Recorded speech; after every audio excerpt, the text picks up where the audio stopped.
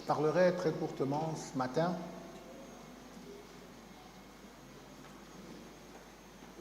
Aujourd'hui, nous célébrons le culte des prémices, mais je voudrais que vous ayez à l'esprit que ce que nous faisons n'est pas un rituel. Ce que nous voulons, c'est activer notre ADN, l'ADN du royaume. Beaucoup de chrétiens prient. La prière que Jésus nous a enseignée lorsqu'il nous a dit « Si vous priez, dites, notre Père qui es aux cieux, que ton règne vienne, que ta volonté soit faite sur la terre comme au ciel. » Beaucoup de chrétiens prient pour l'avènement sur la terre du royaume de Dieu. Mais ils sont peu nombreux, les chrétiens qui portent en eux l'ADN du royaume. Ce matin, je voudrais parler sur cet ADN, puisque nous sommes effectivement dans le thème du mois, ce thème du mois. Et je voudrais très courtement expliquer comment il s'active par les prémices. J'ai dit et j'ai redit, pour être entendu, que ce que tu donnes en premier révèle qui gouverne réellement ta vie.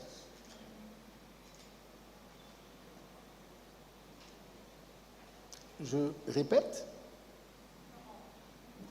ce que tu donnes en premier gouverne réellement ta vie. Je voudrais que nous ouvrions nos Bibles dans le livre de Proverbes, le chapitre 3, les versets 9 et 10. Il est écrit « Honore l'Éternel avec tes biens et avec les prémices de tous tes revenus. Alors, conséquence, tes greniers seront remplis d'abondance et tes cuves regorgeront de moût. » Alors, le mot important, en fait, qui retient mon attention et sur lequel je veux mettre l'emphase, c'est le mot prémisse. Prémisse avec S. Prémisse, c'est un mot hébreu qui est la traduction du mot. Prémisse est un mot en français, mais qui est la traduction d'un mot hébreu qui est bikurim. Et ce que bikurim exprime, nous indique ce dont bikurim parle, ce à quoi bikurim fait référence, c'est ce qui ouvre, ou encore ce qui vient en premier, ce qui inaugure. La racine de bikurim, c'est bakar, qui parle du fait d'être premier, ou encore d'être précoce. Donc devenir un peu ou toujours avant le temps. Je voudrais que vous sachiez que les prémices n'étaient pas données après la récolte. Elles étaient données avant la récolte. Avant même de savoir si la récolte devait être bonne, celui qui avait semé apportait ses prémices.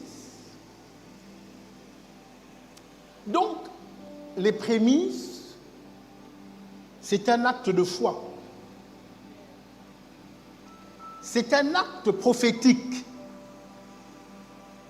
C'est un acte annonciateur de quelque chose qui doit arriver.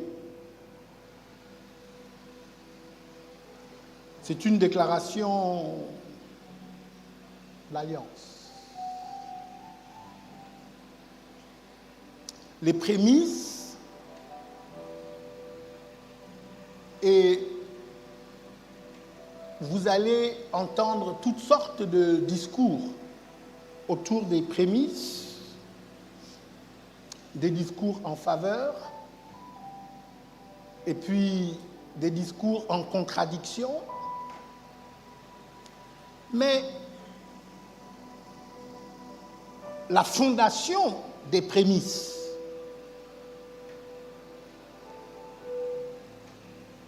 c'est que, en toute chose, c'est Dieu d'abord. Dites Dieu d'abord. Donc, les prémices révèlent l'ADN du royaume. Dieu d'abord. Pas Dieu après. Dieu au commencement de toute chose. Pas Dieu en complément de toute chose. Beaucoup d'entre nous, nous voulons vivre un christianisme dilué où à ce que nous faisons de nous-mêmes, nous voulons ajouter un peu de Dieu. Okay. Le concept des prémices n'est pas celui-là. Ce n'est pas que nous ajoutons Dieu à ce que nous faisons, mais c'est Dieu d'abord. Dieu comme fondement. Pas Dieu comme source. Ce que tu donnes en premier révèle ce qui gouverne ta vie. Le deuxième texte que je veux lire ce matin, c'est celui de Matthieu 6, 33, que vous connaissez bien. Cherchez premièrement le royaume et la justice de Dieu, et toutes ces choses vous seront données par-dessus. Ce qui m'intéresse dans ce texte, c'est le mot « premièrement ». C'est le grec « proton ». Avant tout. Premièrement, c'est avant tout, ou en premier rang, ou comme fondement. Donc, ce que ce verset dit, ce que ce verset définit, n'est pas seulement une question d'ordre. Qu'est-ce qui vient avant? Mais c'est une question de structure. Jésus ne dit pas « cherchez aussi le royaume ».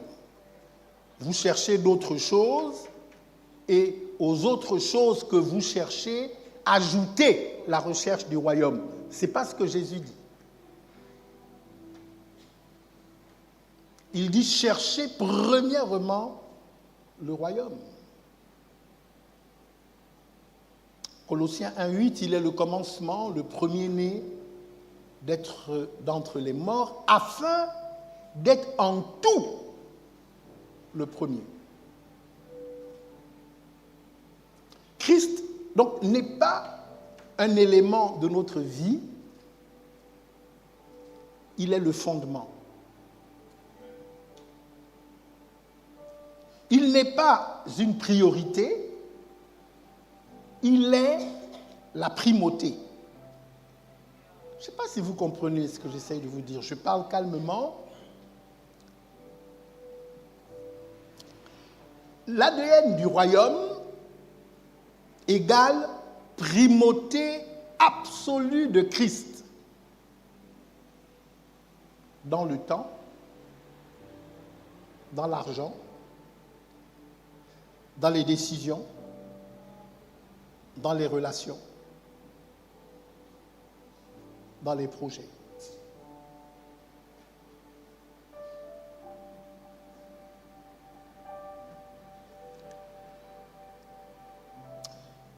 On utilise le mot ADN depuis quelques jours pour vous parler. Alors, j'aimerais vous indiquer qu'il y a effectivement un ADN biologique et un ADN spirituel. L'ADN biologique, c'est le code génétique qui détermine qui tu es. Tu ne choisis pas ton ADN. Tu nais avec. Ce à quoi tu vas ressembler dépend du code qui est inscrit dans tes gènes. La taille que tu vas avoir dépend de ce qui est écrit dans ton code génétique. On peut dire sans se tromper que le code génétique est immuable. Tu es physiquement ce qui est dans tes gènes. Bon, il arrive que par l'action miraculeuse, et nous croyons au miracle dans cette maison, que certaines erreurs dans le code génétique soient corrigées. Certaines personnes ne terminent pas leur vie avec certaines maladies héritées génétiquement. Parce que par la prière, Dieu peut intervenir à ce niveau-là. Mais de façon globale, le code génétique naturel, il ne change pas. L'ADN spirituel, par contre, c'est un code spirituel qui détermine comment tu fonctionnes, comment tu opères, comment tu agis. Et l'ADN spirituel peut être changé. Il est changé notamment par le renouvellement de l'intelligence.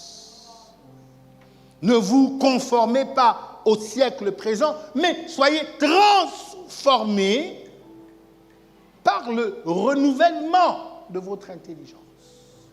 Nous nous rassemblons semaine après semaine pour être exposés aux oracles divins pour que notre ADN spirituel soit modifié. 2 Corinthiens 5, 17 dit ceci: si quelqu'un est en Christ, il est une nouvelle créature. Les choses anciennes sont passées. Voici que toutes choses sont devenues nouvelles.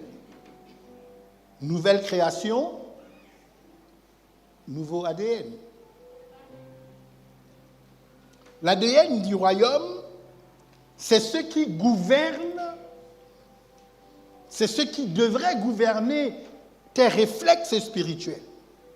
C'est ce qui devrait définir tes priorités profondes.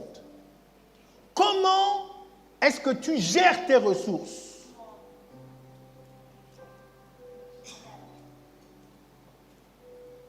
Qu'est-ce que tu fais quand tu es en abondance?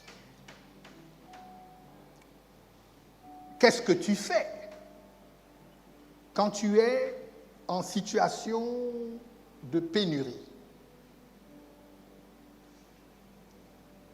C'est ton ADN spirituel qui devrait te guider.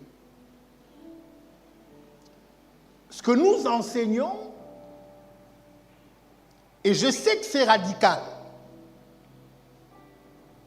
parce que ça ne correspond pas à la façon dont nous avons été éduqués. Ce que nous enseignons, c'est que c'est Dieu d'abord. Et c'est en phase avec le premier des commandements. Le premier des commandements, ce n'est pas tu t'aimeras toi-même. Quand Dieu a créé le monde, qu'il a créé l'homme et qu'il a mis l'homme au milieu du monde, il a défini comme premier commandement que tu aimeras le Seigneur ton Dieu de tout ton cœur, de toute ton âme et de toute ta force. C'est ça la vérité. Et il est possible que nous n'expérimentions pas la plénitude de ce que nous voudrions expérimenter parce que nous avons inversé l'ordre des choses. Je dis, l'ADN du royaume, c'est Dieu. Pourquoi vous ne dites pas avec moi? Pas Dieu aussi. Beaucoup de nos fidèles vivent avec Dieu aussi. Nous devons sortir de Dieu aussi pour migrer vers Dieu d'abord. Pas Dieu quand ça m'arrange. Dieu d'abord. Alors, quand on a cet ADN, ça se manifeste dans le temps, la gestion qu'on fait du temps, les prémices du temps. Qu'est-ce qu'on fait pendant les premières heures de la journée?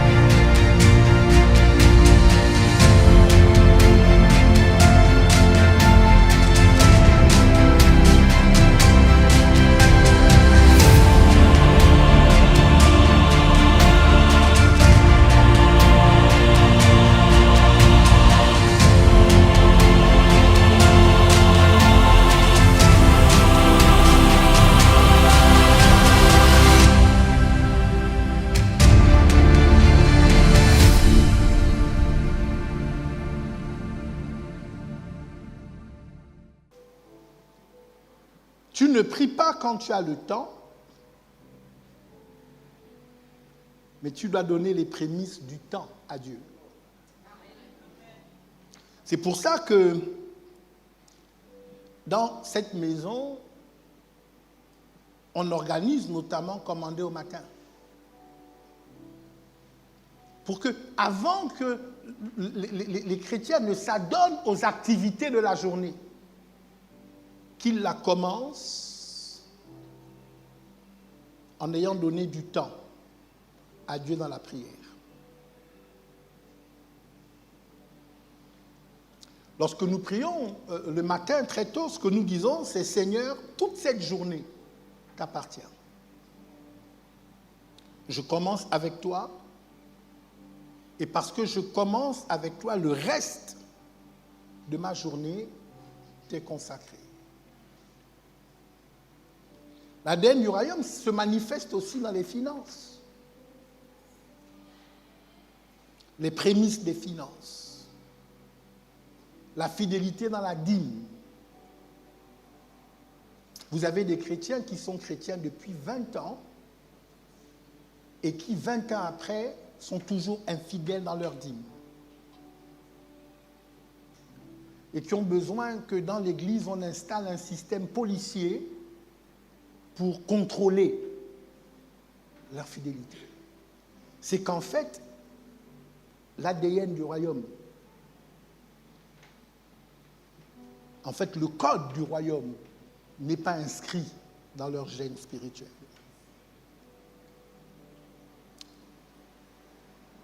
Tu ne donnes pas à Dieu ce qui reste,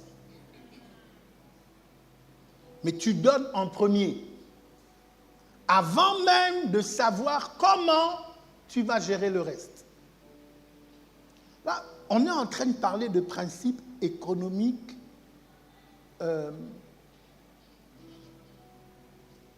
qui sont à l'encontre de ce qu'on nous enseigne dans les écoles. Mais sauf que c'est ça que Dieu dit.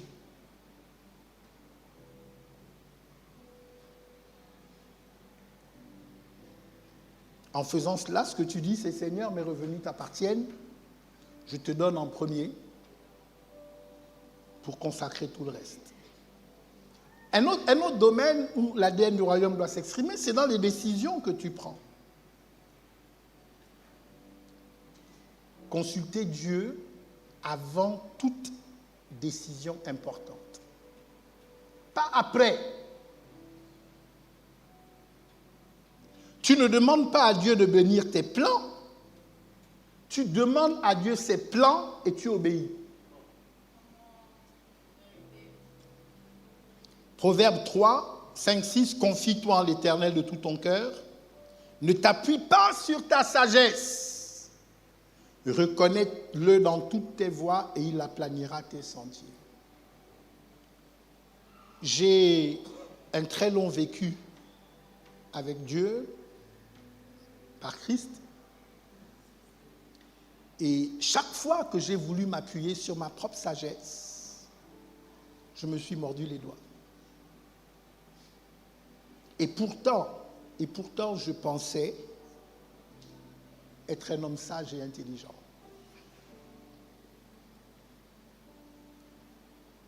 Je me suis rendu compte que pour m'éviter les problèmes, avant de faire, il faut que je sois sûr que c'est ce que Dieu veut que je fasse. Parfois, même pour des opérations financières, quelqu'un vient proposer une affaire, sur le papier, ça paraît extraordinaire. Quand la personne a fini de faire son exposé, tu commences déjà à rêver comment tu vas jouir de ce qu'on t'a présenté. Ça ne doit pas exempter le fait que tu demandes d'abord à Dieu avant de prendre la décision. Je dis, beaucoup de gens échouent parce qu'en réalité, Dieu ne soutient pas le projet des hommes. Dieu soutient ses projets en l'homme. Car je connais les projets que j'ai formés sur toi. Donc, souvent, il y a un conflit entre tes projets pour toi et les projets de Dieu pour toi. Ce sont les projets de Dieu pour toi qui te feront arriver à destination. Un autre endroit où l'ADN du royaume doit se manifester, c'est dans les relations.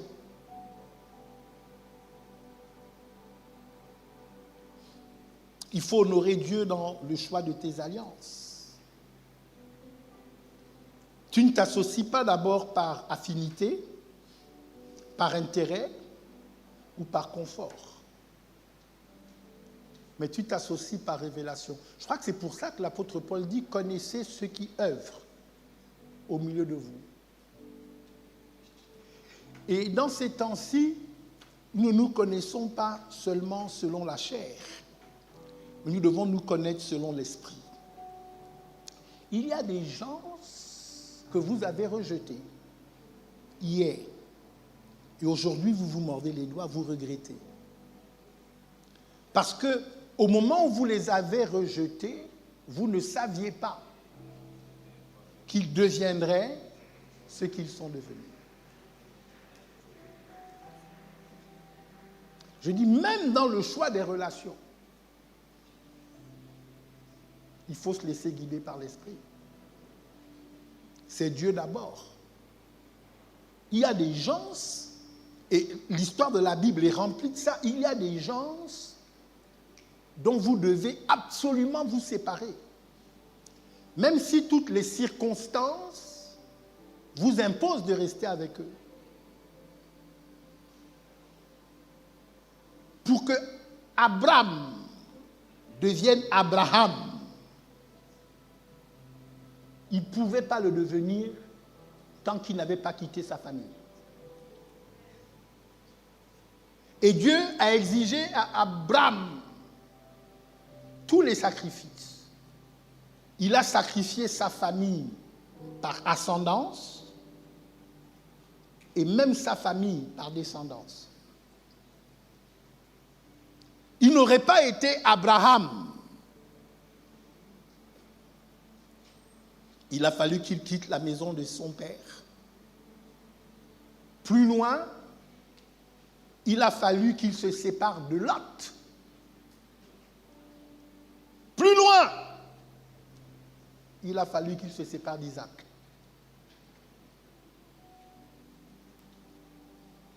Je dis, toutes les circonstances humaines indiquaient autre chose. Mais pour être ce qu'il devait être, il fallait que son accompagnement ou son compagnonnage soit stratégiquement, soit initié par Dieu, décidé par Dieu. Je suis en train de finir.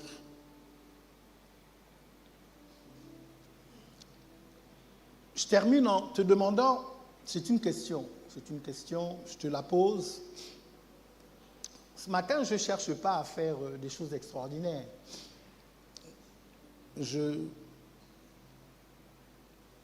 veux permettre à tous ceux qui sont rassemblés ce matin, vous n'êtes pas très nombreux d'ailleurs, de se poser les bonnes questions. Qu'est-ce qui vient en premier dans ta vie, réellement?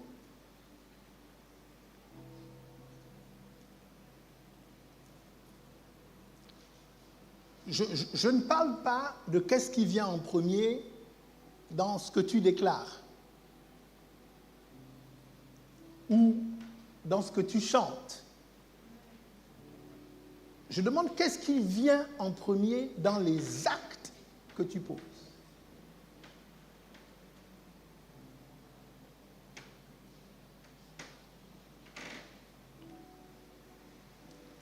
Si tu donnes à Dieu ce qui reste de ton temps, ce qui reste, ton ADN n'est pas royal.